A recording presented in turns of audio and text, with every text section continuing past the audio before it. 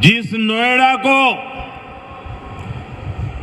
पहले अंधविश्वास के कारण अपने हाल पर छोड़ दिया गया था, कुर्सी जाने के डर से पहले के सत्ताधारी यहां आने से डरते थे। मुझे याद है यहां की सपा सरकार थी और मैंने नोएडा आने का कार्यक्रम बनाया तो मुख्यमंत्री इतने डरे हुए थे कि वो उस कार्यक्रम में नहीं आए और मुझे भी डराने की लोगों ने कोशिश की कि नोएडा मत जाओ मोदी जी, अभी अभी प्रधानमंत्री बने हो। मैंने कहा इस धरती का आशीर्वाद लेने जा रहा हूं जो मुझे लंबे अरसे तक सेवा करने का मौका देगा।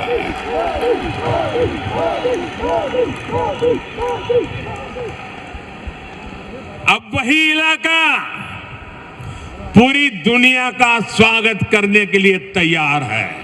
यूपी दुनिया भर के निवेशकों के लिए बहुत बड़ा आकर्षण बन रहा है।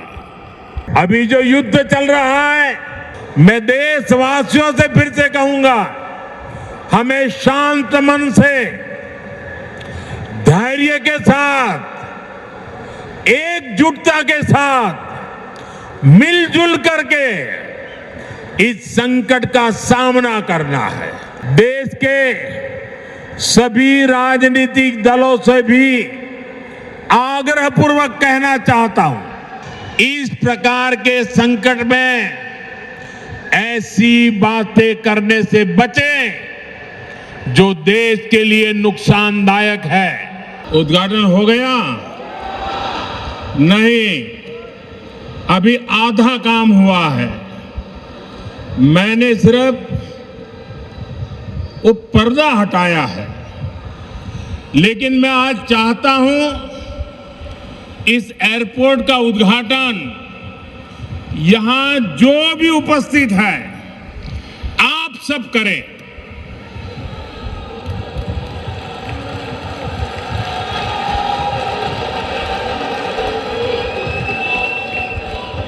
और इसलिए आप अपना मोबाइल फोन निकालिए, अपने मोबाइल फोन का फ्लैश लाइट कीजिए और आप इसका उद्घाटन कर रहे हैं। आप दिया जला करके यहां उपस्थित हर व्यक्ति आज इस एयरपोर्ट का उद्घाटन कर रहा है। ये आपकी अमानत है, ये आपका भविष्य है, ये आपका पुरुषार्थ है और इसलिए उसका उद्घाटन भी आपके हाथों से हो रहा है। आप अपने भारत माता की जय बोल करके हाथ ऊपर करके फ्लैश लाइट पूरी तरह से दिखाइए। भारत माता की, भारत माता की, भारत माता की। बहुत बहुत धन्यवाद। अब उद्घाटन हो गया।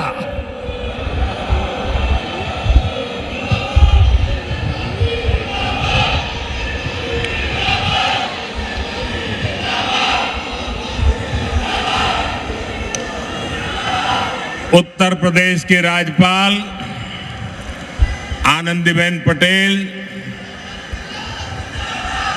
यहां के मुख्यमंत्री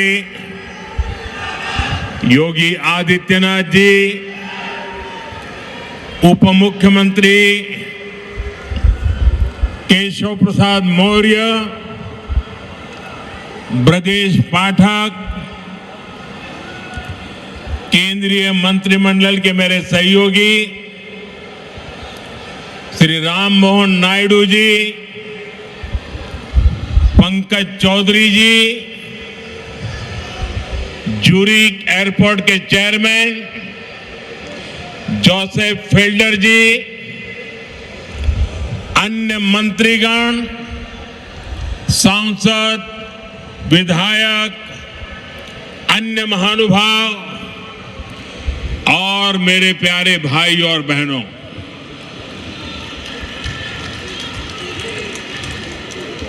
मैं देख रहा हूं आज जहां भी मेरी नजर पड़ रही है, सारे युवा मुझे नजर आ रहे हैं।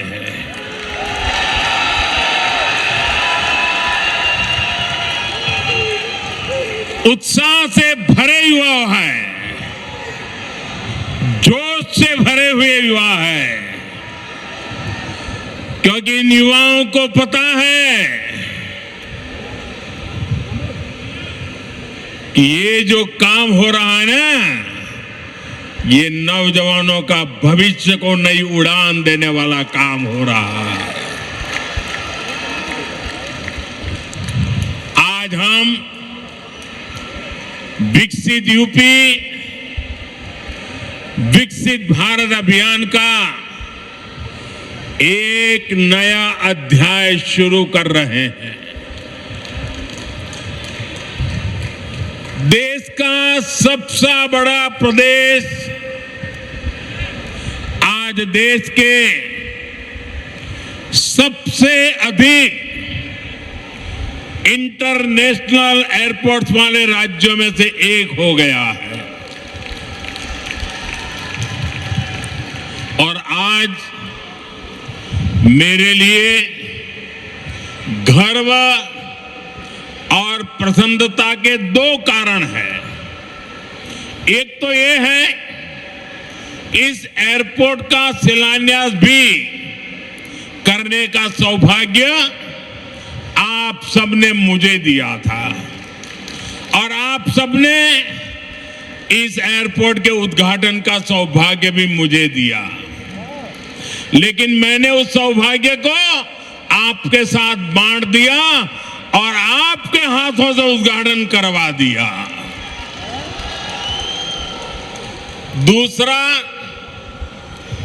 जिस उत्तर प्रदेश ने मुझे अपना प्रतिनिधि चुना, जिस उत्तर प्रदेश ने मुझे सांसद बनाया, उसकी पहचान के साथ, उस उत्तर प्रदेश की पहचान के साथ इस भव्य एयरपोर्ट का नाम भी जुड़ गया है। साथियों, नोएडा का ये एयरपोर्ट आगरा, मथुरा, अलीगढ़, गाजियाबाद, मेरठ, इटावा, बुलंदशहर, फरीदाबाद, इस पूरे क्षेत्र को बहुत बड़ा लाभ होने वाला है। हिंदुस्तान को और उत्तर प्रदेश को तो होना ही होना है। एयरपोर्ट पश्चिमी उत्तर प्रदेश के किसानों, छोटे और लघु उद्योगों, यहां के नौजवानों के लिए अनेक नए अवसर लेकर आने वाला है। यहां से दुनिया के लिए विमान तो उड़ेंगे ही, साथ ही ये विकसित उत्तर प्रदेश की उड़ान का भी प्रतीक बनेगा। मैं उत्तर प्रदेश को विशेष रूप से पश्चिम उत्तर प्रदेश की जनता को इस भव्य एयरपोर्ट के लिए बहुत बहुत बधाई देता हूं। साथियों, आज का ये कार्यक्रम भारत के नए मिजाज का प्रतीक है। आप सभी देख रहे हैं कि आज पूरा विश्व कितना चिंतित है। पश्चिम एशिया में 1 महीने से युद्ध चल रहा है। युद्ध की वजह से कई सारे देशों में खाने पीने के सामान, पेट्रोल, डीजल, गैस, खाद, ऐसी कई जरूरी चीजों का चारों तरफ संकट पैदा हो गया है। हर देश इस संकट का सामना करने के लिए कुछ न कुछ कोशिश कर रहा है, प्रयास कर रहा है। और हमारा भारत भी इस संकट का पूरी शक्ति से मुकाबला कर रहा है, देशवासियों की ताकत के भरोसे कर रहा है। भारत तो बहुत बड़ी मात्रा में कच्चा तेल और गैस, ये जहां युद्ध चल रहा है ना, इस युद्ध से प्रभावित इलाके से मंगाता है। इसलिए सरकार हर वो कदम उठा रही है जिससे सामान्य परिवारों पर, हमारे किसान भाई बहनों पर इस संकट का बोझ न पड़े। साथियों, संकट के इस समय में भी भारत ने अपने तेज विकास को निरंतर जारी रखा है।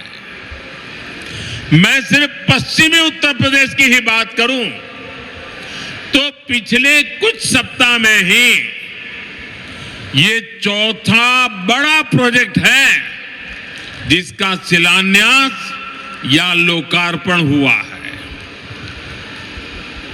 इन कुछ ही सप्ताह में, इस दौरान नोएडा में बहुत बड़ी सेमी कंडक्टर फैक्ट्री का शिलान्यास हुआ।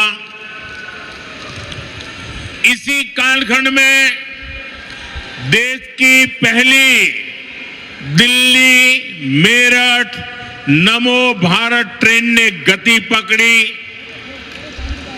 इसी कालखंड में मेरठ मेट्रो का विस्तार किया गया और इतने कम समय में आज नोएडा इंटरनेशनल एयरपोर्ट का आप सबके हाथों से उद्घाटन भी हो गया।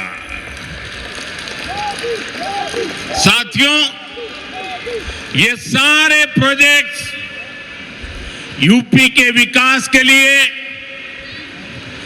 डबल इंजन सरकार के प्रयासों का शानदार उदाहरण है।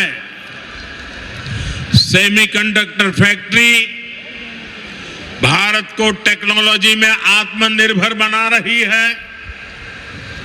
मेरठ मेट्रो और नमो भारत रेल तेज और स्मार्ट कनेक्टिविटी दे रही है और ये हमारा जेवर एयरपोर्ट पूरे उत्तर भारत को दुनिया से जोड़ रहा है। और आपने अभी वीडियो में देखा, ये ऐसा एयरपोर्ट बन रहा है, हर 2 मिनट में एक जहाज उड़ेगा, हर 2 मिनट में एक जहाज उड़ेगा। पहले सपा वालों ने नोएडा को अपनी लूट का एटीएम बना लिया था, लेकिन आज भाजपा सरकार में वही नोएडा यूपी के विकास का सशक्त इंजन बन रहा है। साथियों, जेवर का ये एयरपोर्ट डबल इंजन सरकार की कार्य संस्कृति भी, इस कार्य संस्कृति का भी बहुत अच्छा उदाहरण है। अब आप सोचिए, इस एयरपोर्ट को अटल बिहारी वाजपेयी जी की सरकार ने 2003 में ही फाइल में मंजूरी दे दी थी।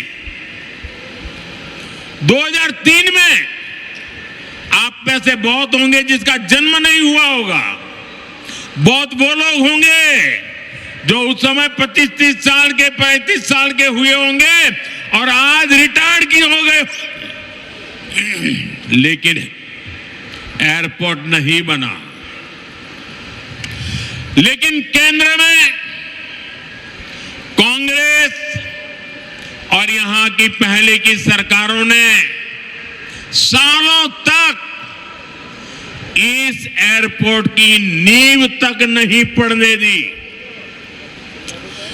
2004 से 2014 तक ये एयरपोर्ट फाइलों में ही दबा रहा।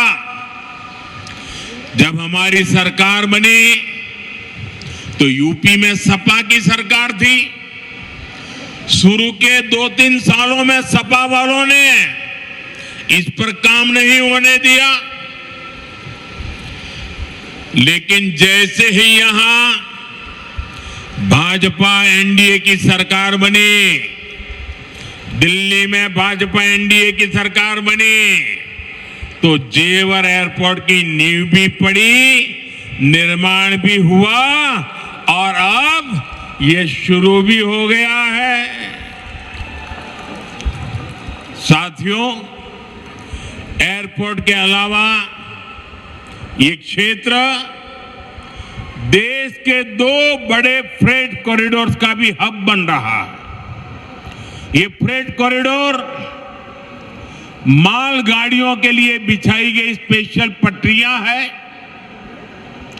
इससे उत्तर भारत की बंगाल और गुजरात के समंदर से कनेक्टिविटी बेहतर हो गई है और दादरी वो स्थान है जहां ये दोनों कॉरिडोर आपस में मिलते हैं।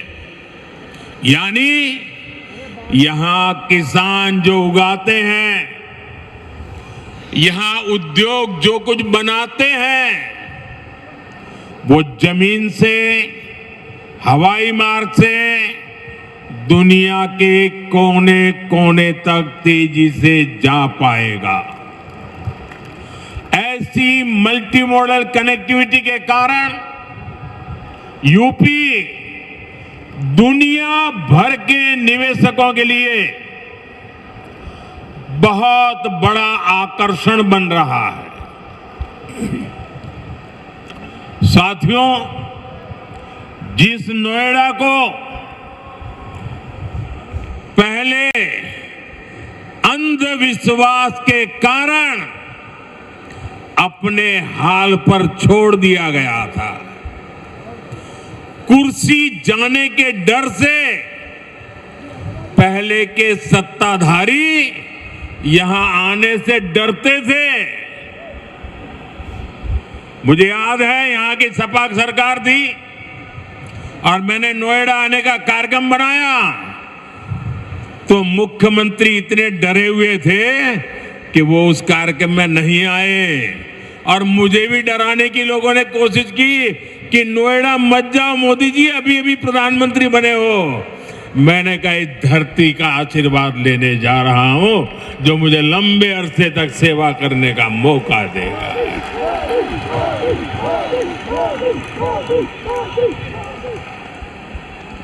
अब वही इलाका पूरी दुनिया का स्वागत करने के लिए तैयार है। ये पूरा क्षेत्र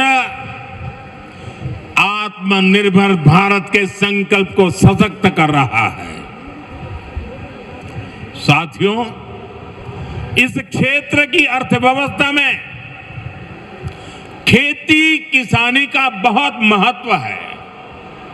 मैं आज उन मेरे किसान भाई बहनों का विशेष रूप से आभार व्यक्त करता हूं जिन्होंने इस प्रोजेक्ट को साकार करने के लिए अपनी जमीनें दी हैं। उन किसानों के लिए जोरदार तालियां बजाइए दोस्तों। मेरे किसान भाई बहनों के लिए जोरदार ताली बजाइए। मेरे किसान भाई बहन, आपके इस योगदान से ही इस पूरे क्षेत्र में विकास का एक नया दौर शुरू होने जा रहा है। आधुनिक कनेक्टिविटी का जो विस्तार यहां हो रहा है, उससे पश्चिमी यूपी में फूड प्रोसेसिंग की संभावनाओं को और बल मिलेगा। अब यहां के कृषि उत्पाद दुनिया के बाजारों में और बेहतर तरीके से जा पाएंगे। साथियों, यहां मैं अपने किसान साथियों का एक और बात के लिए भी आभार व्यक्त करना चाहता हूं। आपके गन्ने से जो इथेनॉल बनाया गया है, उससे कच्चे तेल पर देश की निर्भरता कम हुई है।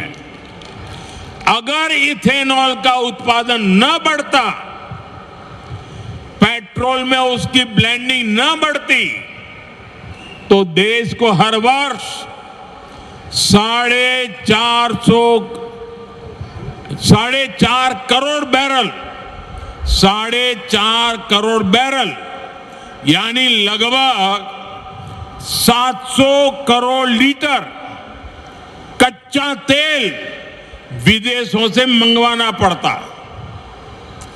किसानों के परिश्रम ने देश को इस संकट के समय में इतनी बड़ी राहत दी है। साथियों, इथेनॉल से देश को तो फायदा हुआ ही है, किसानों को भी बहुत बड़ा लाभ हुआ है। इससे करीब 1.5 लाख करोड़ रुपए की विदेशी मुद्रा बची है। यानी इथेनॉल न बनाते तो ये पैसा विदेश जाना तय था। बीते वर्षों में इतना सारा पैसा देश के किसानों को मिला है, गन्ना किसानों को मिला है। साथियों, यहां के गन्ना किसानों ने तो पहले के वो दिन भी देखे हैं जब कई सालों तक गन्ने का बकाया लटका रहता था। लेकिन आज भाजपा की डबल इंजन सरकार के प्रयासों से गन्ना किसानों की स्थिति बेहतर हुई है। साथियों, किसी भी देश में एयरपोर्ट सिर्फ एक सामान्य सुविधा नहीं होता। ये एयरपोर्ट प्रगति को भी उड़ान देते हैं। साल 2014 से पहले देश में सिर्फ 74 एयरपोर्ट थे। आज 160 से अधिक एयरपोर्ट देश में है। अब महानगरों के अलावा देश के छोटे छोटे शहरों में भी हवाई कनेक्टिविटी पहुंच रही है। पहले जो सरकारें रही हैं, वे मानती थी कि हवाई यात्रा सिर्फ अमीरों के लिए ही होनी चाहिए।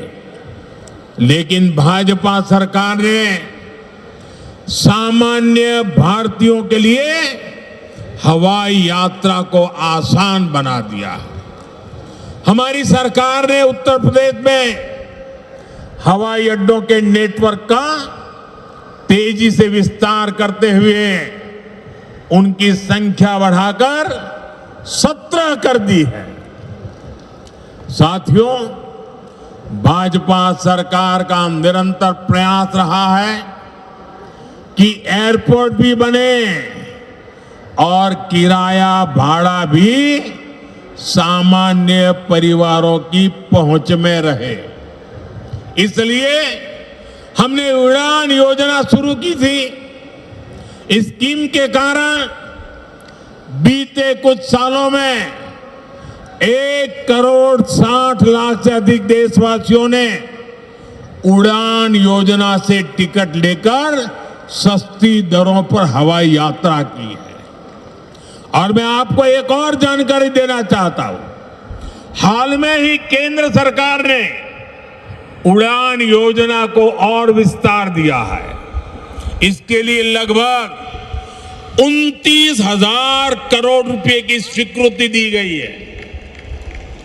आने वाले वर्षों में इसके तहत छोटे छोटे शहरों में 100 नए एयरपोर्ट और 200 नए हेलीपैड बनाने की योजना है। यूपी को भी इससे बहुत अधिक लाभ होगा। साथियों, भारत का एविएशन सेक्टर बहुत तेजी से गति और विकास कर रहा है। जैसे जैसे भारत में नए नए एयरपोर्ट बन रहे हैं, वैसे वैसे नए हवाई जहाजों की जरूरत भी बढ़ती जा रही है। इसलिए देश की अलग अलग एयरलाइंस ने सैकड़ों नए जहाजों के ऑर्डर दिए हैं।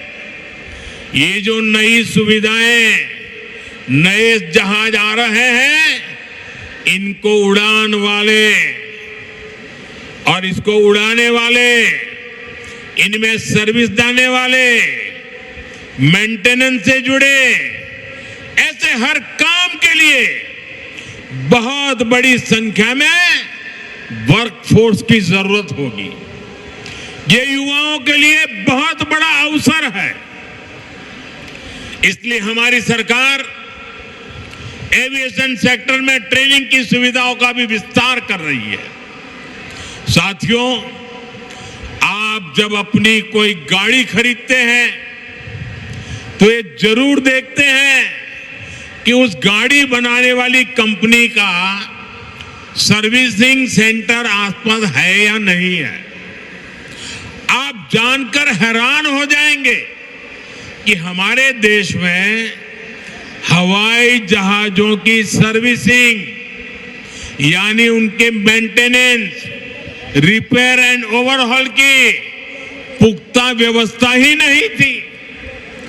भारत के 85 एयरपोर्ट 85% हवाई जहाजों को आज भी मेंटेनेंस, रिपेयर एंड ओवरहॉल यानी एमआरओ के लिए, इस काम के लिए विदेश भेजना पड़ता है। इसलिए हमारी सरकार ने ठाना है कि एमआरओ सेक्टर में भी भारत को आत्मनिर्भर बनाएंगे। अब भारत में ही बहुत बड़े पैमाने पर एमआरओ सुविधाएं विकसित की जा रही है। आज यहां जेवर में भी एमआरओ सुविधा का शिलान्यास हुआ है। ये सुविधा जब तैयार हो जाएगी तो ये देश विदेश के विमानों को सेवा देगी। इससे देश को कमाई भी होगी, हमारा पैसा भी देश में ही रहेगा और युवाओं को अनेक रोजगार भी मिलेंगे। साथियों, आज हमारी सरकार की प्राथमिकता देश के नागरिकों की सुविधा है। देश के नागरिक का समय बचे और उसकी जेब पर ज्यादा बोझ भी ना पड़े, ये हमारा लक्ष्य है। मेट्रो और वंदे भारत जैसी आधुनिक रेल सेवाओं का इसी भाव से ही विस्तार किया जा रहा है। दिल्ली मेरठ नमो भारत रेल, इसका कितना फायदा हो रहा है ये भी हम सब देख रहे हैं। अभी तक नमो भारत 2.5 करोड़ से अधिक लोग सफर कर चुके हैं। दिल्ली मेरठ के जिस सफर में पहले घंटों लग जाते थे, अब वो सफर मिनटों में ही पूरा हो रहा है। साथियों, विकसित भारत के विकसित आधुनिक इंफ्रास्ट्रक्चर पर हमारी सरकार अभूतपूर्व निवेश कर रही है। बीते 11 वर्षों में इंफ्रास्ट्रक्चर का बजट 6 गुना से अधिक बढ़ाया गया है। इन वर्षों में 17 लाख करोड़ रुपए हाईवे और एक्सप्रेसवे पर खर्च किए गए हैं।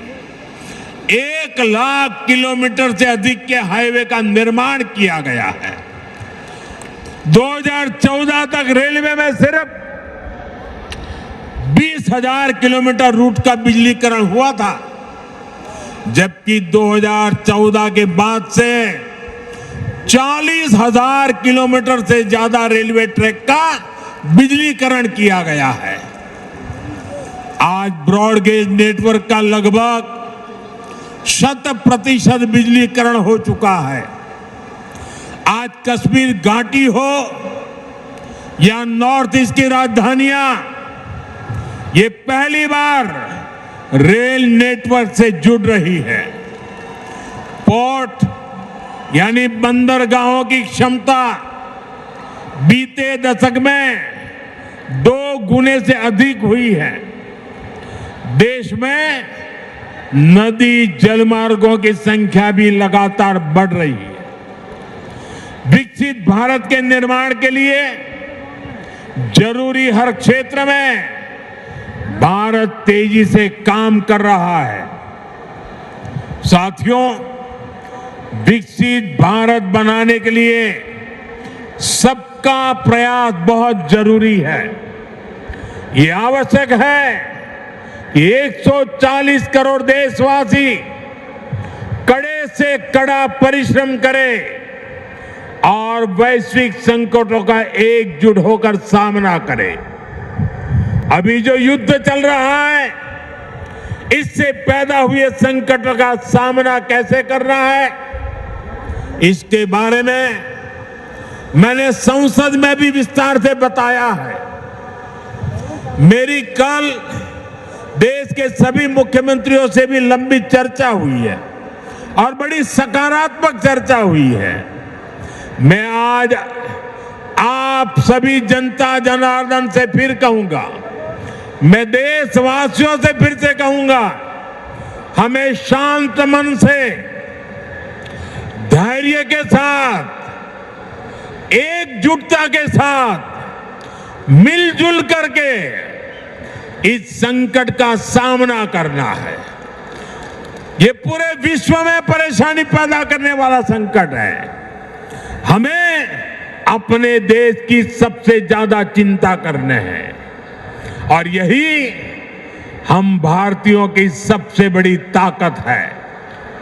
मैं यूपी के, देश के सभी राजनीतिक दलों से भी आग्रहपूर्वक कहना चाहता हूं, विनती पूर्वक कहना चाहता हूं, इस प्रकार के संकट में ऐसी बातें करने से बचें जो देश के लिए नुकसानदायक है, जो भारतीयों के हक में है, जो भारत के हित में है, वही भारत सरकार की नीति और रणनीति है। राजनीति के लिए गलत बयानबाजी करने वाले राजनीतिक बहस में तो कुछ नंबर पा लेंगे, लेकिन देश को नुकसान पहुंचाने वाली हरकतों को देश की जनता कभी माफ नहीं करती। कोरोना के महासंकट के दौरान भी कुछ लोगों ने अफवाहें फैलाई, वैक्सीन को लेकर झूठ बोले ताकि सरकार का काम मुश्किल हो, देश को नुकसान हो। परिणाम क्या हुआ? जनता ने चुनावों के दौरान ऐसी राजनीति को नकार दिया, ठुकरा दिया। मुझे पूरा भरोसा है कि देश के सभी राजनीतिक दल भी इससे सबक सीखेंगे और देश के एकजुट प्रयासों को वो बल देंगे, ताकत देंगे। इसी आग्रह के साथ एक बार फिर से उत्तर प्रदेश को इस शानदार एयरपोर्ट के लिए बहुत बहुत शुभकामनाएं। मेरे साथ बोलिए, भारत माता की वंदे वंदे वंदे वंदे वंदे वंदे वंदे वंदे वंदे। बहुत बहुत धन्यवाद।